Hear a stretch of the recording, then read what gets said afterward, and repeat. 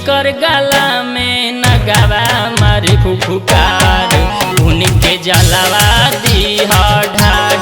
ए गोरी जिनकर गला में नगावा मारे फुफुकार उनके जलावा दी ढाल।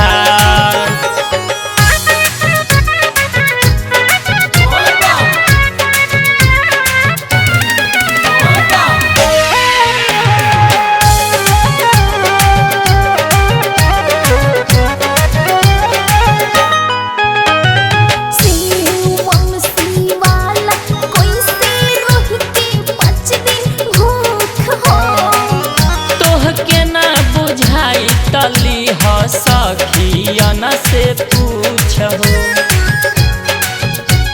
सुनना कोई से रह के 5 दिन भूख हो। तोह के ना बुझाई तली हो सखियन से पूछो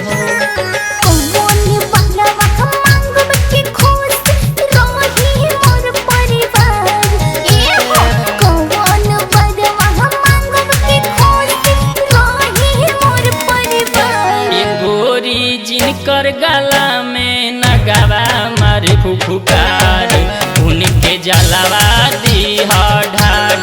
ए गोरी जिनकर गला में नगावा मारे फुफुकार उनके जलावा दी ढाल।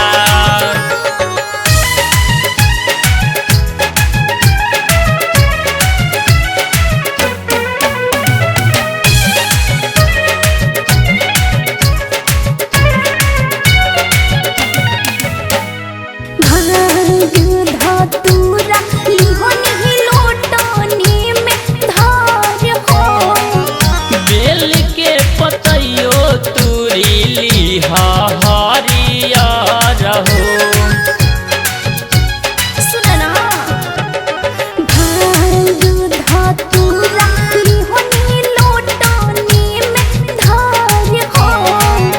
बेल के पतइयो तुरीली हरियर हो।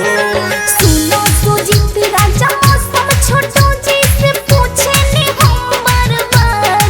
ए जी सुनो सुजीत राजा मौसम छोटो जी से पूछे नी हम बार-बार। ए पलवी जिनकर गला में नगावा छोड़ी फुफुकार उनके जलावा दी ढाल।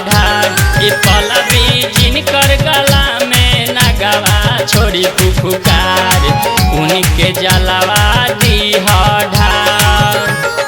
ई जान पर सोचनी जाई सोहरे के कर द्वार जखे करब जल ढारे।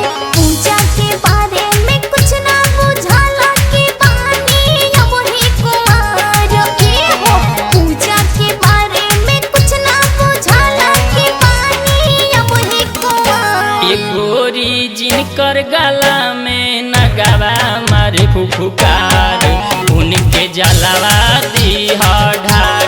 ए गोरी जिनकर गला में नगावा मारे फुफुकार उनके जलावा दी ढाल।